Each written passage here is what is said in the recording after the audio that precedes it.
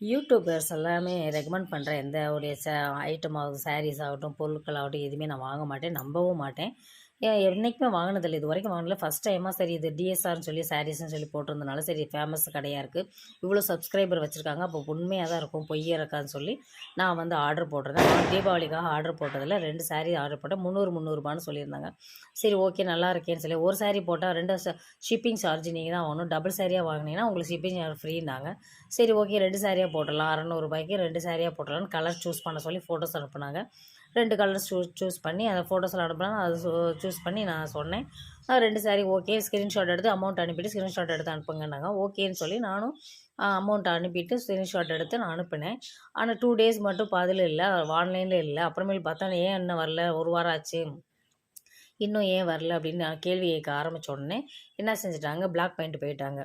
இது இவங்க பண்ணுறாங்களா இல்லை வேறு யாரும் இந்த பேரில் பண்ணுறாங்களான்றது தெரியல. நல்லா கவனிச்சுக்கோங்க. இந்த மாதிரி கலர்ஸில் சாரீஸில் நம்பர் கொடுத்துருக்கேன் பாருங்கள், அந்த நம்பரில் நீங்கள் யார் அந்த இதில் வந்துச்சுன்னா, இன்ஸ்டாவில் வந்தாலோ யூடியூப்பில் வந்தாலோ இல்லை ஃபேஸ்புக்கில் வந்தாலோ ஆர்டர் போடாதீங்க. மோசடி பண்ணுறாங்க, காசு ஏமாற்றி வாங்குகிறாங்க. அதுக்கு எந்த அத்தாரிட்டியோ ப்ரூஃபோ கிடையாது. காசை கொடுத்து வேஸ்ட்டாக ஏமாந்துடாதீங்க. நான் 600 போச்சு ஓகே, மற்றவங்க இன்னும் நிறைய ஆயிரக்கணக்கில் கொடுத்து ஏமாந்துடாதீங்க. ஆனால் காசு வாங்குற வரைக்கும் நல்லா பேசுகிறாங்க, அப்புறமேல் கால் பண்ணாலும் எடுக்கவும் மாட்டாங்க, அதுக்கு ரிப்ளை பண்ணுறதும் கிடையாது, மெசேஜ்லேயும் ரிப்ளை பண்ணுறது கிடையாது.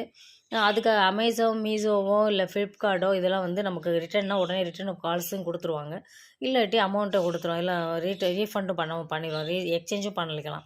இந்த மாதிரி அவங்க வந்து அதுக்கு வந்து எந்த ஒரு ப்ரூஃபும் கிடையாது.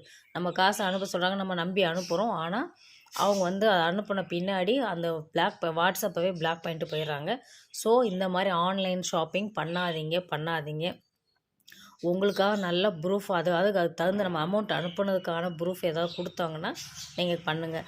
எனக்குமே நான் நம்பி கேட்டேன், இந்த மாதிரி எப்படி நம்புறது, எனக்கு இந்த மாதிரி வாட்ஸ்அப்பில் வந்து அவங்க வந்து ஆர்டர் போட்டவங்க வந்து ரிவ்யூ கொடுத்துருந்தாங்க, இந்த மாதிரி கொடுத்துருக்காங்க, இந்த மாதிரிலாம் ரிவ்யூ வந்திருக்கு, அதனால் நாங்கள் ஏமாற்ற மாட்டோம், நம்பி அனுப்புங்க அப்படின்னு சொல்ல ரிவ்யூ வந்த அந்த ஃபோட்டோஸு இதெல்லாம் எனக்கு அனுப்புனாங்க.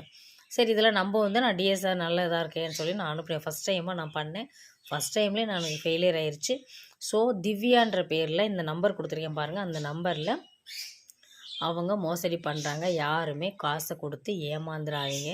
ஒரு தடவைக்கே 10 தடவை. ஏன்னா நம்ம உழைச்ச காசை ஒருத்தவங்க 10 ரூபா கூட தின்னக்கூடாது, அது நம்ம ஏமாந்துடலாம். இவ்வளோ விழிப்புணர்வாக இருக்கிற நானே இந்த விஷயத்தில் ஏமாந்துட்டு நம்பி, அதனால் இந்த ஃபோட்டோஸ் எல்லாம் பார்த்தோன்னே சரி இது ஃபேமஸ்க்கு தான் இருக்கும், இவங்க வந்து இந்த மாதிரி பண்ண மாட்டாங்க அப்படின்னு நினச்சி தான் நான் ஆர்டர் போட்டேன். சரி அதனால கம்மி காசில் ஆர்டர் போட்டேன், ஃபஸ்ட் டைமாக பார்க்கலாம் எப்படின்னு.